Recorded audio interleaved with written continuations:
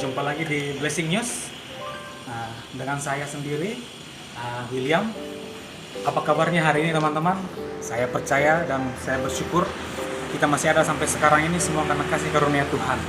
Nah teman-teman, di topik kali ini saya ingin share firman Tuhan yang terambil dari kitab Matius 26 ayat yang ke-41.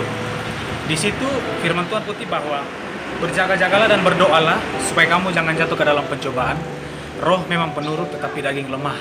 Nah teman-teman, di topik kali ini saya ingin menyampaikan kepada kita bahwa kita sebagai anak-anak Tuhan, sebagai orang yang percaya kepada Tuhan, atau kita yang terlibat dalam pelayanan di gereja, sebagai pelayan-pelayan Tuhan, muda-mudi Tuhan, putra-putri Tuhan yang melayani di gereja, firman Tuhan berkata bahwa berjaga-jagalah dan berdoalah supaya kamu jangan jatuh ke dalam pencobaan. Artinya apa teman-teman?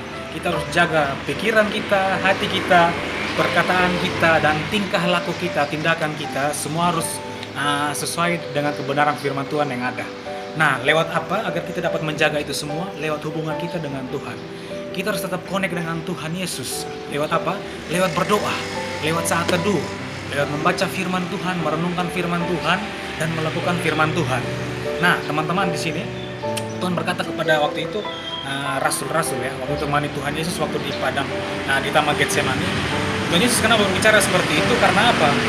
Daging kita ini lemah, saudara-saudara. Kita lihat kan waktu itu Simon Petrus dan murid-murid yang mendampingi dia waktu itu kan, daging mereka lemah, makanya mereka waktu itu ketiduran ya. Tuhan Yesus datang dan Tuhan Yesus berbicara kepada mereka, tidak sanggupkah engkau berjaga sebentar saja ya?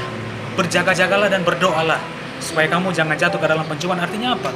Ketika kita tidak dapat menjaga sikap kita tidak dapat berdoa kepada Tuhan, dalam arti kita bangun hubungan kita dengan Tuhan, otomatis kita akan jatuh ke dalam pencobaan. Nah, pencobaan itu seperti apa? Nah, teman-teman, di sini firman Tuhan menjelaskan lagi kepada kita bahwa roh memang penurut, tetapi daging lemah. Nah, teman-teman tahu kan, daging kita nih lemah, saudara-saudara ya. Makanya Tuhan Yesus bilang apa? Kita harus menguatkan rohani kita lewat hubungan kita dengan Tuhan. Galatia pasal 5 ayat 16 itu firman Tuhan berkata, hiduplah oleh roh, maka kamu tidak akan menuruti keinginan daging. Nah, kenapa kita harus hidup oleh roh?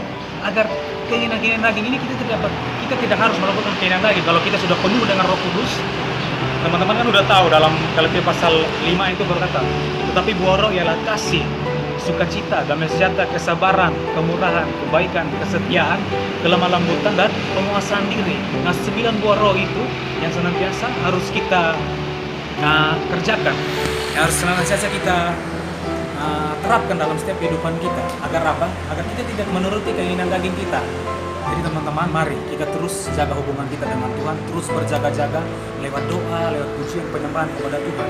Karena di saat kita berdoa, otomatis kita dapat mendengarkan suara Tuhan. Nah, suara Tuhan itu yang menuntun langkah kita, menuntun pikiran kita, ya, yang memberitahukan, yang menjamah hati kita agar kita dapat melakukan segala aktivitas kita dengan damai sejahtera di hadapan Tuhan.